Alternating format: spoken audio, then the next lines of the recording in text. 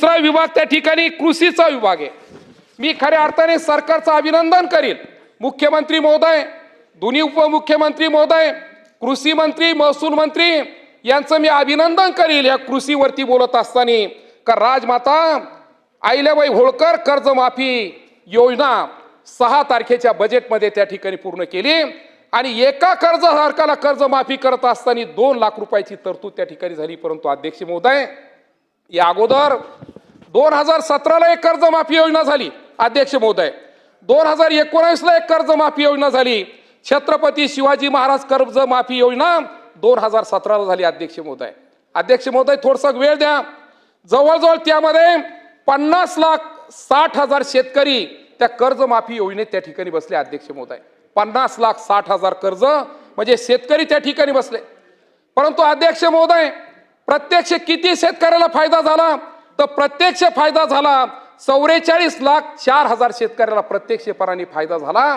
म्हणजे 2017च्या कर्जमाफी योजनेमध्ये 6,56,000 शेतकरी कर्जमाफीमध्ये बसले अध्यक्ष महोदय, परंतु त्याचा फायदा त्यांना मिळू शकला नाही, ते आजही त्या ठिकाणी वंचित आहे।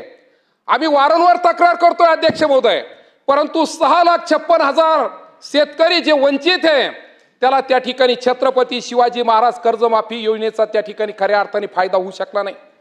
दुसरी कर्जमाफी योजना झाली महात्मा ज्योतिबा फुले कर्जमाफी योजना 2019 ला अध्यक्ष महोदय।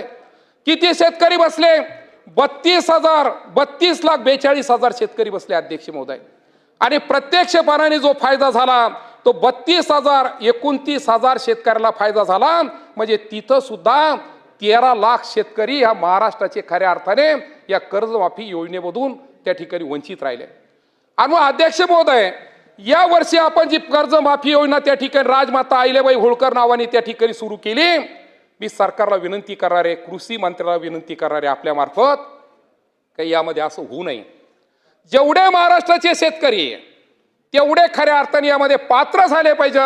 ज्याच्या नावावरती कर्ज आहे त्याला ह्या कर्जमाफीचा फायदा त्या ठिकाणी झाला पाहिजे। म्हणून अध्यक्ष महोदय, मी फक्त मागणी एवढीच करणार आहे का आपण जर त्या ठिकाणी ओटीएसच्या नावाखाली जर बँकेकडे जर गेलो आणि ओटीएसच्या नावाखाली एखाद्या शेतकऱ्यावरती 3 लाख कर्ज असेल, 4 लाख कर्ज असेल, परंतु ओटीएसच्या नावाखाली जर त्या बँकेकडे जर गेलो आणि त्या बँकेला जर सांगितलं का ओटीएस मध्ये सर्व शेतकरी बसवले पाहिजे, तर खऱ्या अर्थाने या 2 लाखाच्या कर्जमाफीचा फायदा आमच्या तमाम शेतकऱ्याला त्या ठिकाणी होणार आहे। कारण काही शेतकऱ्याला 4 लाख, 5 लाख, 6 लाख रुपये कर्ज आहे आणि म्हणून 2 लाखामध्ये एकही शेतकरी सुटू नये, नाहीतर एखाद्या वेळेस होईल असं अध्यक्ष महोदय का बँकेवाले यादी पाठवतील का यांच्यावर 6 लाख कर्ज हे बसत नाही, परंतु कर्ज 2 लाखापेक्षा जास्त जर असेल तरी सुद्धा खऱ्या अर्थाने त्याला फायदा त्या ठिकाणी झाला पाहिजे असे आपल्याला त्या ठिकाणी विनंती करणार आहे।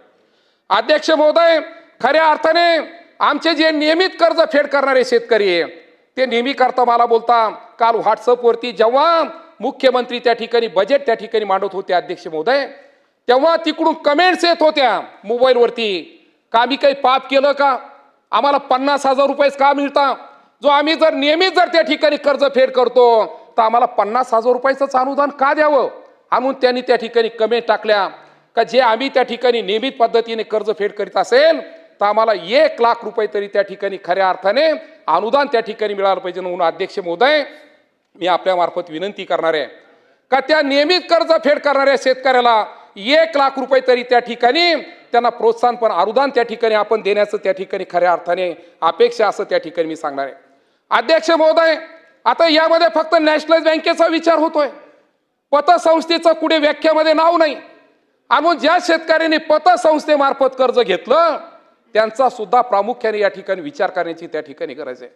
अध्यक्ष महोदय, कुठेतरी मी पेपरला वाचलं, कुठेतरी टीव्हीवरती पाहिलं का एका खाजगी सावकाराकडून कर्ज घेतलं आणि तो शेतकरी ते कर्ज फेडू शकत नाही आणि म्हणून त्यांनी स्वतःची किडनी विकण्याचा त्या ठिकाणी निर्णय घेतला अध्यक्ष महोदय।